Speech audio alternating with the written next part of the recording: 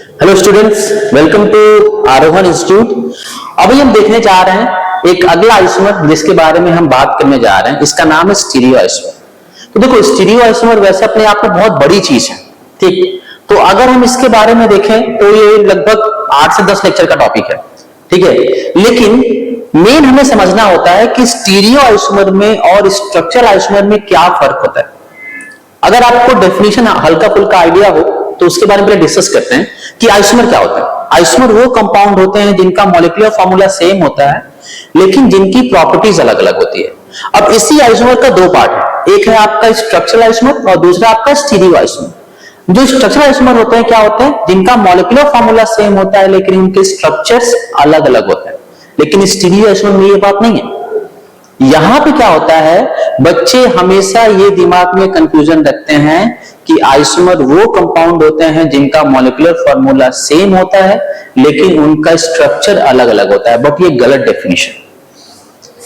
ये जो डेफिनेशन है ये आपका स्ट्रक्चरल आइसोमर के लिए वैलिड है, लेकिन स्टीरियो आइसोमर का डेफिनेशन पता है क्या है? स्टीरियो आइसोमर का डेफिनेशन ये है कि जिनका मॉलिक्यूलर फॉर्मूला सेम हो, जिनका स्ट्रक्चर भी सेम हो। अब तुम्हें लग सकता है कि स्ट्रक्चर सेम हो जाएगा तो फिर मतलब आइसोमर ही नहीं होंगे। नहीं, स्टीरियो आइसोमर वो कंपाउंड होते हैं जिनका मॉलिक्यूलर फॉर्मूला भी सेम होता है, जिनका स्ट्रक्चर भी सेम होता है। फिर अलग क्या होता है? यहां पे अलग होता है स्पेशियल अरेंजमेंट, स्पेस में ग्रुप का अरेंजमेंट, या ऐसे बोलो कि जो उनका 3D अरेंजमेंट है वो अलग होता है, ठीक। जैसे पहले इसका डेफिनेशन लिखते हैं उसके बाद आगे बढ़ते हैं। तो ये क्या कंपाउंड होता है? सेम मॉलिक्यूलर फॉर्मूला, ठीक है, सेम मॉलिक्यूलर फॉर्मूला, ठीक, सेम स्ट्रक्चरल फॉर्मूला। ध्यान रखना, सेम स्ट्रक्चरल फॉर्मूला, या ऐसे बोलते हैं सेम कनेक्टिविटी, सेम कनेक्टिविटी, मतलब इनका कनेक्टिविटी भी सेम रहता है।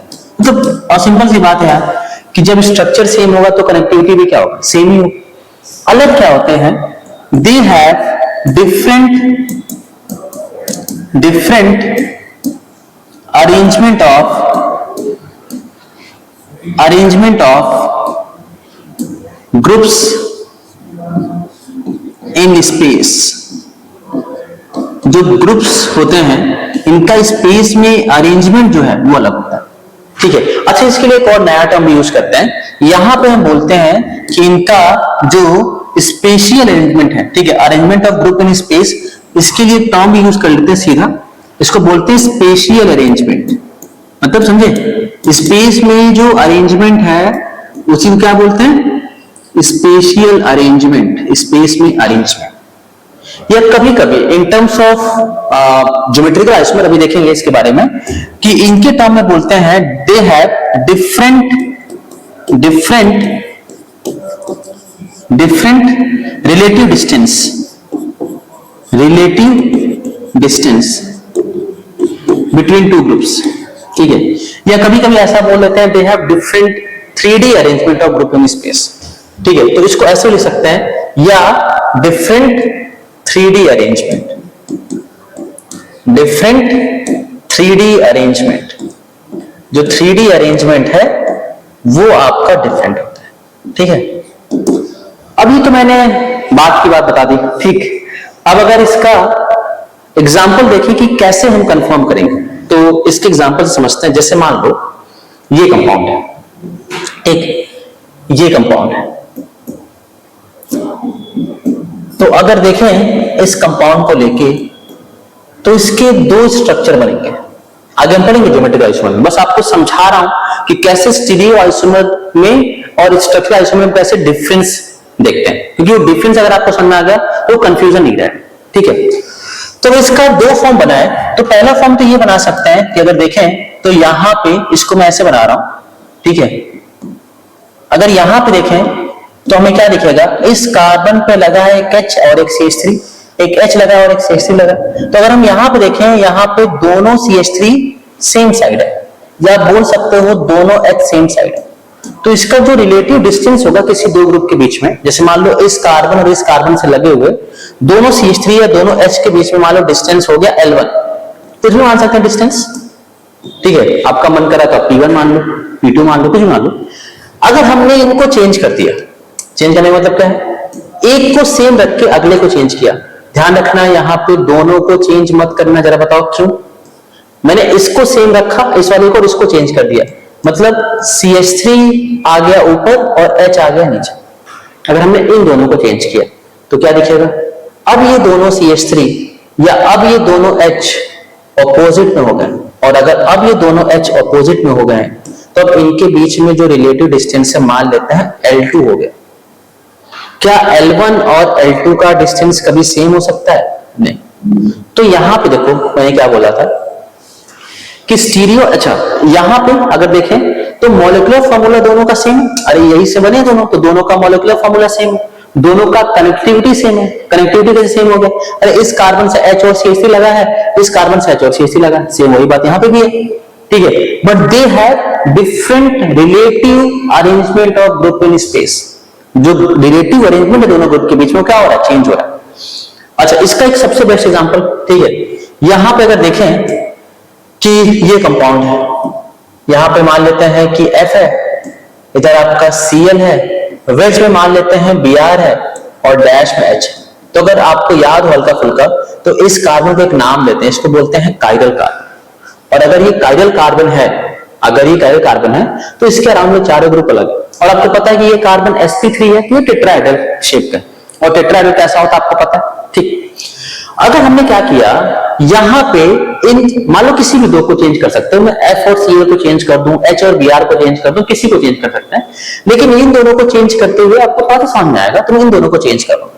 अगर मान लो आपने ऐसा किया कि यहां पे सब कुछ सेम रखा, यहां पे आपने वेज में कर दिया I और आपने डैश में कर दिया Br, जरा इन दोनों को देख के बताओ क्या चेंज हुआ।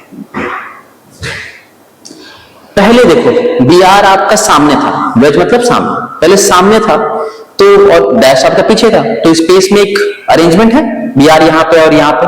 तो यहाँ पे अगर देखें तो ग्रुप्स का जो स्पेशियल अरेंजमेंट है वो अलग है, यहाँ पे जो स्पेस में अरेंजमेंट है वो अलग है। और यहाँ पे क्या हो गया, जो आपका वेज में Br था, जो आपके सामने था, अब वो Br कहां चला गया, डैश में चला गया, देखो, और यहाँ पे H है, ठीक। और जो H में था आपको, जो डैश में H था वो कहां पे आ गया, वेज में आ गया। तो जो स्पेस में अरेंजमेंट है क्या वो चेंज हुआ, बिल्कुल चेंज हुआ। तो ये दोनों क्या हो जाएंगे आपस में, ये दोनों आपस में हो जाएंगे स्टीरियो आइसोमर।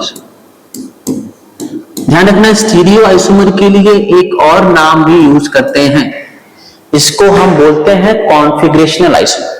तो कभी कभी स्टीरियो आइसोमर ना बोल के इनको हम कॉन्फिगरेशनल आइसोमर भी बोलते हैं।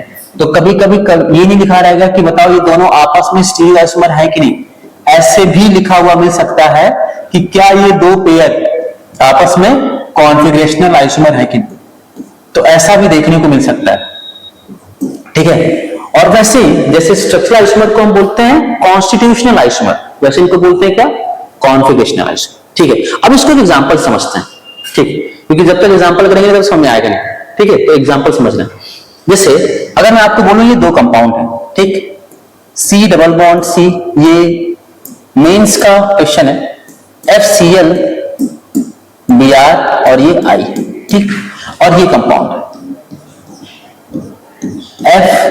FCl I और Br, ये दो पेयर, ठीक है। मैं इसको 1 बोल रहा हूं, इसको A और इसको B, और इसी का सेकेंड पार्ट, ठीक है। सेकेंड पार्ट अगर देखें तो कुछ ऐसा कंपाउंड है C FCl Br I है, और अगला हो गया आपका C double bond C, F हो गया, Br हो गया, Cl हो गया और I हो गया। मेरा क्वेश्चन ये है कि कौन से pair 1A 1B 2A 2B में कौन से पेयर आपस में स्ट्रक्चरल आइसोमर है और कौन से पेयर आपस में स्टीरियो आइसोमर। तो आप अपना टाइम ले सकते हो, सोच के बताओ कि कौन से दो पेयर आपस में स्ट्रक्चर जिनका अलग अलग है और कौन से दो पेयर आपस में स्टीरियो आइसोमर, ठीक। तो ये बहुत अच्छा क्वेश्चन है, ये मेंस में पूछा गया क्वेश्चन है, और यहां से मतलब आपको बेसिक चीजें जो बहुत क्लियर हो जाएगी।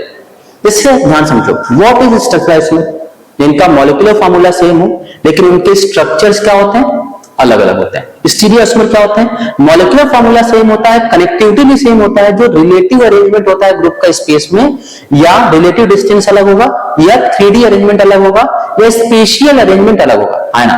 ठीक, अब देखते हैं, जैसे इन दोनों में देखें, क्या मॉलिक्यूलर फॉर्मूला सेम है, क्या कनेक्टिविटी सेम है, पहले इसके बारे में बात करते हैं।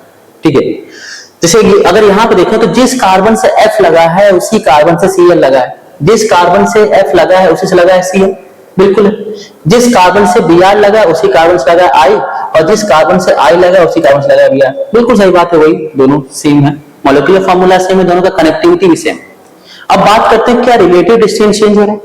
अगर मान लो मैंने इस कार्बन से F को उठाया, इस कार्बन से Br को उठाया, इनके बीच में रिलेटिव डिस्टेंस मान लेते हैं L1 है, तो क्या अब यहां पे F और Br के बीच में अगर डिस्टेंस चेंज हुआ, क्या ये L2 हो गया, और L1 और L2 क्या सेम है, अलग अलग है, अलग है। तो ये दोनों पेयर आपस में क्या हो गए, ये दोनों पेयर आपस में हो गए स्टीरियो आइसोमर, क्योंकि मॉलिक्यूलर फॉर्मूला सेम है, कनेक्टिविटी सेम है, लेकिन जो रिलेटिव डिस्टेंस है वो चेंज हुआ। इन दोनों को देखते हैं, अगर इन दोनों को देखें तो ध्यान समझना, स्ट्रक्चरल आइसोमर होने के लिए मॉलिक्यूलर फॉर्मूला सेम चाहिए, बस कनेक्टिविटी अलग अलग चाहिए। स्टीरियो के लिए कनेक्टिविटी भी सेम चाहिए, ये बहुत इंपॉर्टेंट चीज है। यहां पे अगर देखें तो जिस कार्बन से लगा है Br उसी से लगा है I, यहां पे देखते हैं जिस कार्बन से लगा है Br और जो I है, क्या ये दोनों अलग अलग पोजीशन पे आ गए, आया ना। तो यहां पे कनेक्टिविटी ही आपने चेंज कर दिया, तो ये दोनों भी चेंज हो जाएगा। तो यहां पे अगर आपने कनेक्टिविटी ही चेंज कर दिया तो ये दोनों पेयर क्या हो गए आपस में, ये दोनों पेयर आपस में हो गए स्ट्रक्चरल आइसोमर। तो यही बेसिक डिफरेंस है, ठीक है। इस डिफरेंस को आपको याद रखना, ठीक है। So with this we ended today, thank you.